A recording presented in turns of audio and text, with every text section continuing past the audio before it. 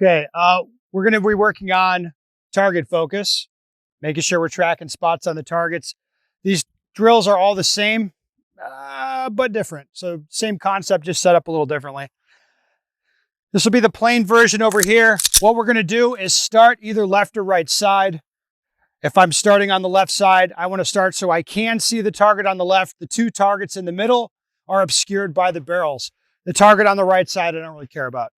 All right, what we're going to do is shoot the left target from the left side, the right target from the right side over here, and the two targets in the middle get shot passing through the middle. I'll make a couple examples for you.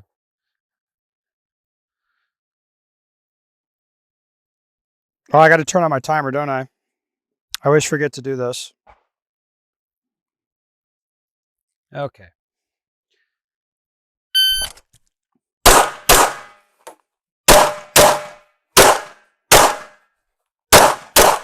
All right, what's the shooter staring at there?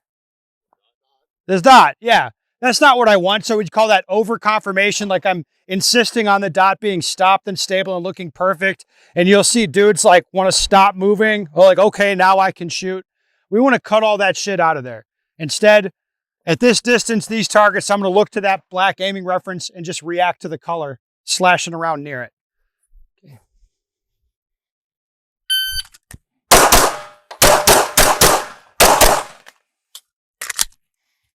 All right, that's more what it should look like. Make sense? All right, let's keep going. We're going to head down here.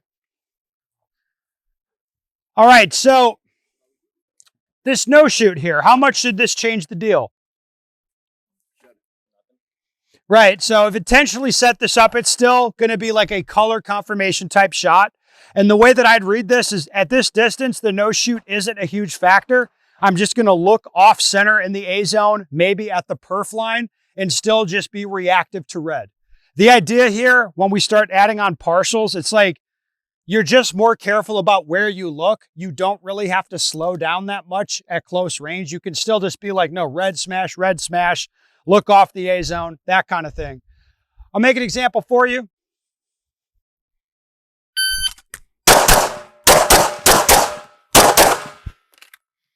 Makes sense? Did that slow down a whole lot? No, it's just like look, react to red.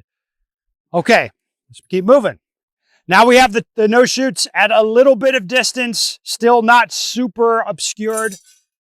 Thanks, Ken. If you could video me, that'd be super. God damn it. Now, at this distance, most of you are probably going to want to flip to reactive shooting, dot press. That's okay. I think that would not be a terrible idea here. But again, the more distance and the target's being obscured a little more, it doesn't really change what we're doing.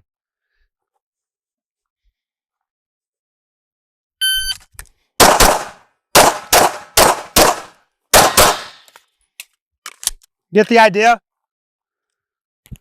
All right, so this is what we want. Really nice, aggressive shooting like that. Now, when I say this is a target focus drill, I really mean that. And then most people look at this and they'll read this like, oh, this is a movement thing because there's movement. Like, let the movement just fade to the background and instead think of it like these vision barriers are just here to make it hard for you to find a spot on the target. We don't ever look at these.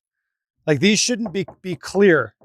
Instead, this should be this blue blob that's just kind of in the way, and I'm looking for the target on the other side of it.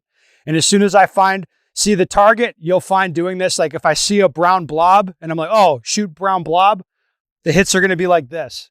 If I find spot on blob, like spot, the hits are going to stack up nice. Okay. Obviously, these get harder as we move down here. Over on the left side, you have the aiming references and there's no partials, and you should be just like, look at the black, red, smash, look, red, smash, look, red, smash, and go that hard.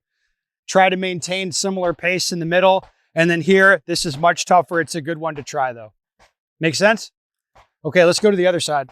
Thank you, Ken.